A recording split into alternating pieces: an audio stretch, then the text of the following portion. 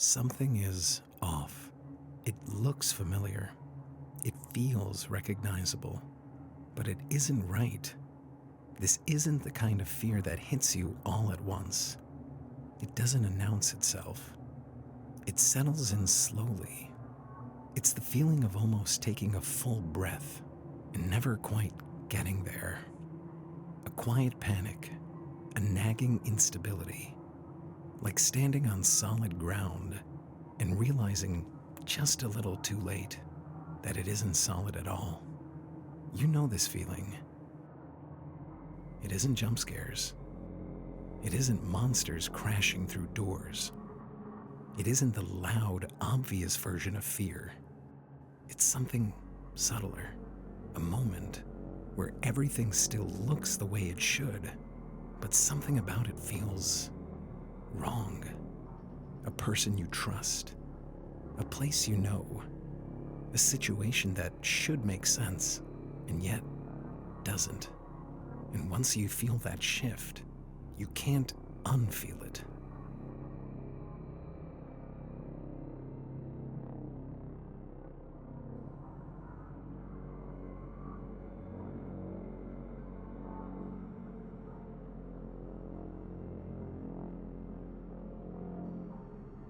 I remember encountering this feeling for the first time as a kid. There's an old episode of Rugrats where Chucky has a nightmare. He sees his best friend Tommy standing with his back turned. Chucky taps him on the shoulder. Tommy turns around, and his face looks wrong. Not scary in an obvious way. Not violent. Not monstrous. Just warped. Goofy. And he says almost playfully, "I'm not Tommy." It isn't frightening now, but as a kid, it terrified me. Not because it was shocking, but because something familiar had betrayed him. At that age, I didn't have language for that feeling. I just knew it stayed with me. As I got older, I started recognizing that same sensation in certain films. Movies that don't rush to explain what's happening. Movies that don't stabilize you. Movies that let uncertainty linger. They don't overwhelm you.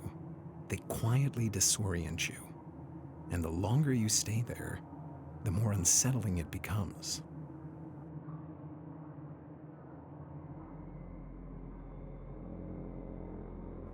They Look Like People begins inside a dream. Wyatt is lying in bed, staring at his ex-fiancée. Her back is turned to him. He watches her for a long time. The shot lingers, longer than feels comfortable. She doesn't move. She doesn't turn around. She feels familiar, and at the same time, completely unknowable. There's something unsettling about that stillness. From the beginning, the film places us inside Wyatt's headspace. He's withdrawn, isolated after a breakup, quiet in a way that feels heavy. He hears voices. He receives phone calls from someone he can't see, someone telling him to prepare, that the people around him are changing, that they look human, but aren't. The horror doesn't arrive all at once. It settles in gradually. Wyatt moves through the world carefully, watching faces, reading expressions, trying to decide who feels safe and who doesn't. Small moments begin to register differently, brief intrusions, unease accumulating. Photographs reveal faces warped into something inhuman. Voices bleed into spaces where no one should be. Ordinary interactions begin to feel hostile. It's unsettling to watch a mind quietly lose its footing. And it comes to a head in one scene. A woman he knows sits across from him. Her hands appear smeared with blood. Her fingers curl unnaturally. Her face twists into a distorted grin. It's paralyzing. But what lingers isn't the image itself. It's the idea of having to live like this. To never fully trust your own perception. Not knowing whether to trust the world or the self that's trying to interpret it.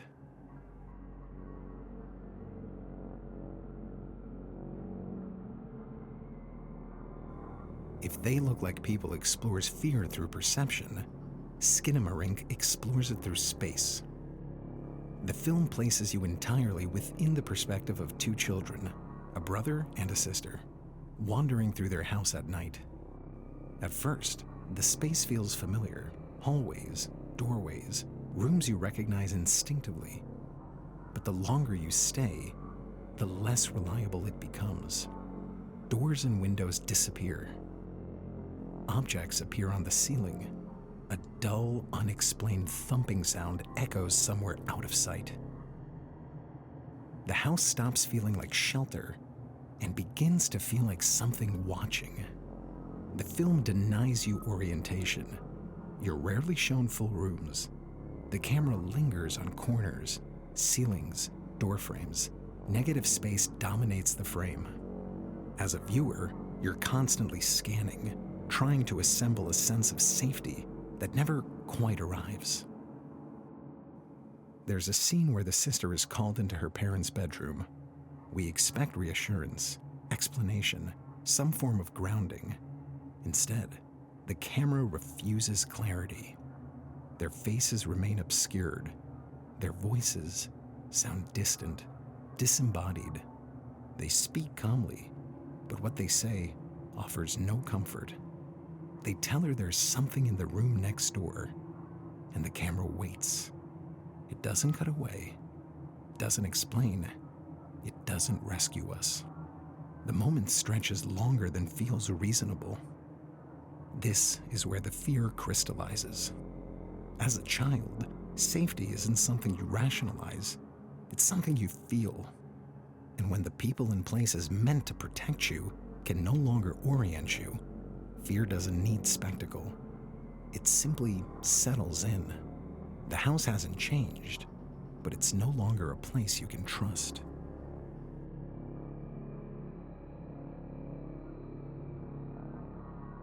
Cure presents itself as something procedural, a psychological crime thriller, a police investigation rooted in cause and effect. A detective examines a series of murders, each committed by ordinary people who can't explain why they did it. Everything about the structure suggests logic, control, answers. But beneath that surface, something begins to slip. Domestic scenes feel off. Conversations drift. The detective's wife behaves in ways that suggest quiet psychological collapse. None of it demands attention. It simply accumulates. Then the film delivers a moment that reframes everything. The detective comes home and finds his wife hanging. It's horrifying, shocking, and yet it feels tragically consistent with what the film has been building toward. Until the cut. Suddenly, she's alive, standing there, looking at him, and he's on his knees screaming. In that instant, the film breaks something fundamental. We're forced to question what we've just seen, what we've been allowed to believe, whether the film itself can be trusted. From that point on, nothing feels secure. Not the investigation, not the characters, not reality itself.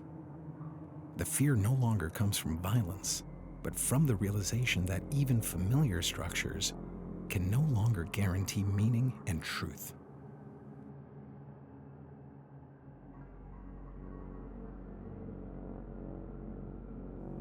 What these films understand is that fear doesn't come from what they show you. It comes from what they withhold. They deny certainty.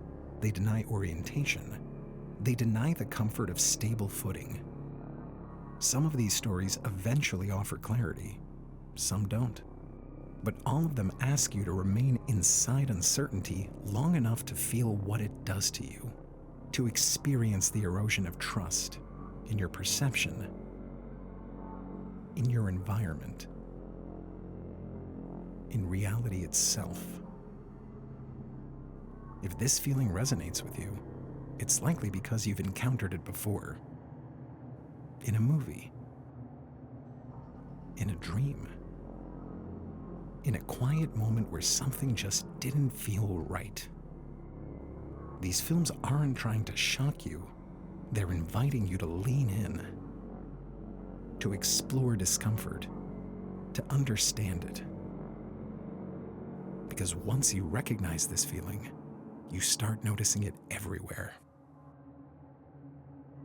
And maybe you start to seek it out. If this kind of exploration speaks to you, please leave your thoughts in the comments. I'd love to hear them. More stories ahead. Thank you.